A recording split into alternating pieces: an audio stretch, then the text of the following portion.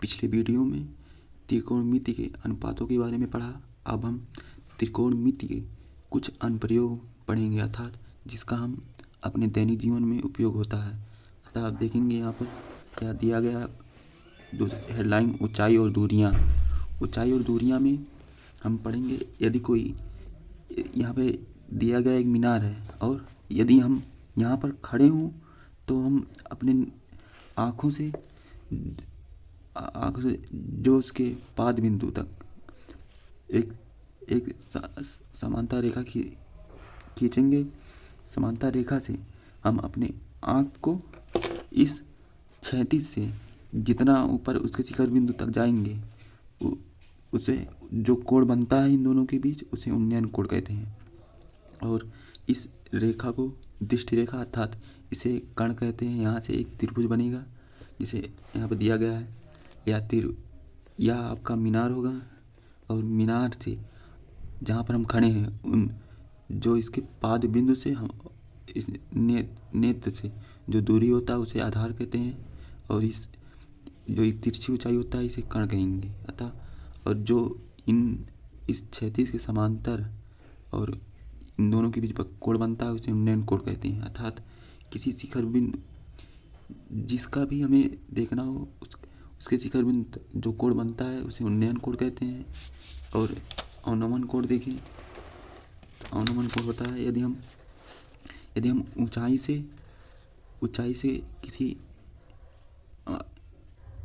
से किसी नीचे स्थित वस्तु को देखें, अर्थात हमें यदि यहाँ पर दिया गया एक व्यक्ति किसी मकान की छत पर खड़ा है और वह छत से एक वस्तु को देख रहा है, अर्थात वह उसके नेत्र से और इस जमीन से समांतर एक रेखा खींचा जाएगा जिसे क्षैतिज रेखा कहेंगे।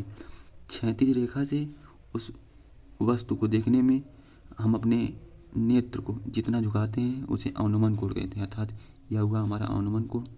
तो यहाँ पर एक समांतर रेखा यह है, एक समांतर रेखा यह है, तो यहाँ पर जो कोण बनता है वह इसके वही कोण यहाँ पर बनेगा। अर्थात यहाँ पर एक त्रिभुज बनेगा, यह एक त्रिभुज होगा।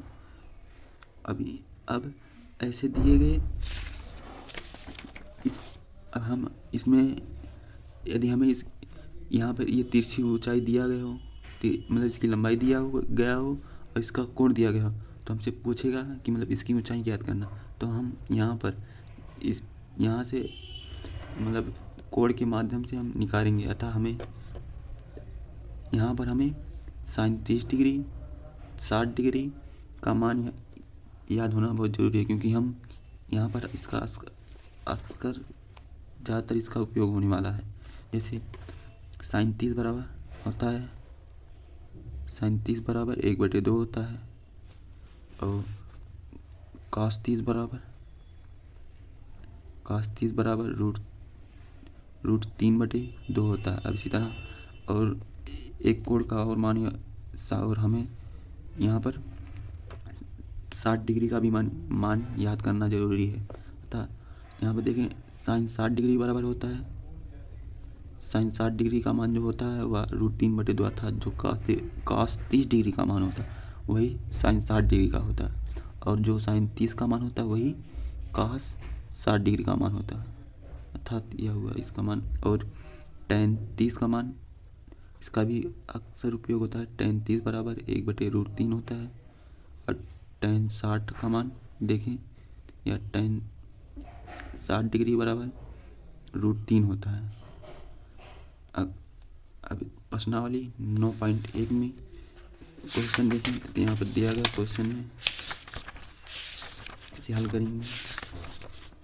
यहाँ पर दिया गया क्वेश्चन है कि सर्कस का एक कलाकार एक 20 मीटर लंबी डोर पर चढ़ा है, 20 मीटर लंबी डोर पर चढ़ रहा है जो अच्छी तरह से तनी हुई है और भूमि पर सीधे लगे खंभे के शिखर से बंधा हुआ है। यदि भूमि स्तर के साथ डोर द्वारा बनाया गया कोण 30 डिग्री का हो तो खंभे की ऊंचाई ज्ञात करना। अर्थात यह चित्र दिया गया है कि मतलब यह एक खंभा है AB, खंभे की लंबाई है और यह मतलब यहाँ से इस डोर को इस स्तंभ से बांधा गया है। खंभे के शिखर से बांधा गया है। तो इसकी लंबाई 20 मीटर दिया गया है और यहाँ से जो उन्नयन कोण बन रहा है वह 30 डिग्री है। तो हमें इसकी ऊंचाई ज्ञात करना है। तो हम इसको हल करेंगे। यहाँ से हम साइन 30 लिखें, साइन 30 का मान निकालें। तो यहाँ पर साइन 30 बराबर, यहाँ पर साइन 30 के लिए इस कोण के सामने का यह भुजा ये लंब है, मतलब अर्थात यह खंभा ए बी है बटे ए सी कर्ण है। अब यहाँ पर ए सी बराबर 20 दिया गया है और हमें ए बी का मान ज्ञात करना है, अर्थात साइन 30 का मान हमें याद होना चाहिए। साइन 30 बराबर होता है 1/2 और ए बी का मान हमें ज्ञात करना है। तो ए सी का मान दिया गया है 20 मीटर, तो इसे रख देंगे। अब 20 को इस साइड लेके जाएँ, यह होगा ए बी बराबर 20/2, तो यहाँ 10 मीटर होगा, अर्थात खंभे की लंबाई 10 मीटर होगी। यहाँ से खंभे की लंबाई 10 मीटर है। दूसरे क्वेश्चन पे चलिए। तो दूसरा क्वेश्चन दिया गया है कि आंधी आने से एक पेड़ टूट जाता है और टूटा हुआ भाग इस तरह मुड़ जाता है कि पेड़ का शिखर जमीन को छूने लगता है और इसके साथ 30 डिग्री का कोण बनाता है। पेड़ के पाद बिंदु की दूरी जहाँ पेड़ का शिखर जमीन को छूता है 8 मीटर है। पेड़ की ऊंचाई ज्ञात कीजिए। अर्थात हम यहाँ पर देखें कि यदि यह पेड़ है, अब पेड़ अगर यहाँ से टूट जाता है, अर्थात यदि इसे यक्ष माने तो यह अर्थात पेड़ की ऊंचाई यक्ष प्लस यच माने तो यह होगा, यदि यह इसकी ऊंचाई यच और यहाँ से पेड़ टूट कर यहाँ पर गिर जाता है, अर्थात इसका शिखर बिंदु जमीन पर छूने लगता है, अर्थात जमीन पर छूना, तो यह 30 डिग्री का कोण बनाता है, क्वेश्चन में दिया गया है। और पेड़ के शिखर बिंदु और पेड़ के पाद बिंदु से दूरी 8 मीटर है। अब यदि इसे ए, इसे बी और सी माने तो यहाँ से हम अब सबसे पहले हम यहाँ पर यह यक्ष है। अब यहाँ से cos 30 से हम यहाँ पर ए बी का मान निकाल सकते हैं। लिखेंगे cos 30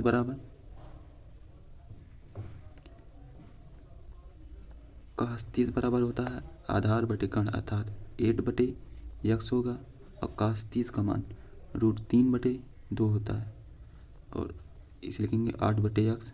अब x इस साइड लाएं तो यह x आएगा और इसको इस साइड लाएं तो यह होगा 8 × 2/√3, तो यह हो जाएगा 16/√3।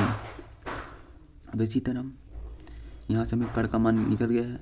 तो अब साइन 30 से हम इसका मान भी ज्ञात कर लेते हैं। तो यह होगा साइन 30 बराबर, साइन 30 में होता है लंब बटे कर्ण, अर्थात यक्ष होगा और साइन 30 बराबर 1/2 होता है इसका मान और यक्ष को इस साइड लें तो यह 1/2 × यक्ष बराबर यच होगा। यच को इस साइड लिखें तो यह होगा 1/2। अब यहाँ पर यक्ष का मान ही यहाँ पर निकल रहा है, यह मान यहाँ पर रखें तो यह होगा 1/2 16/√3। यहाँ 2 16 में कट जाएगा तो यह 8/√3 होगा। अब हम पेड़ की ऊंचाई ज्ञात कर सकते हैं। पेड़ की लंबाई होगा यक्स प्लस यच, यक्स बराबर 16/√3 निकल रहा है और यच बराबर 8/√3। इसे जोड़ेंगे तो यह होगा √3/16, 8 24 होगा।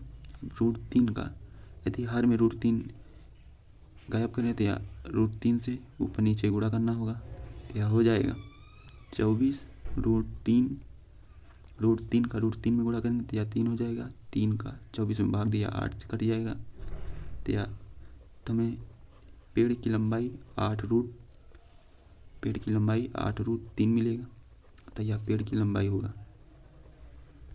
अब बाकी क्वेश्चन अगले वीडियो में देखेंगे।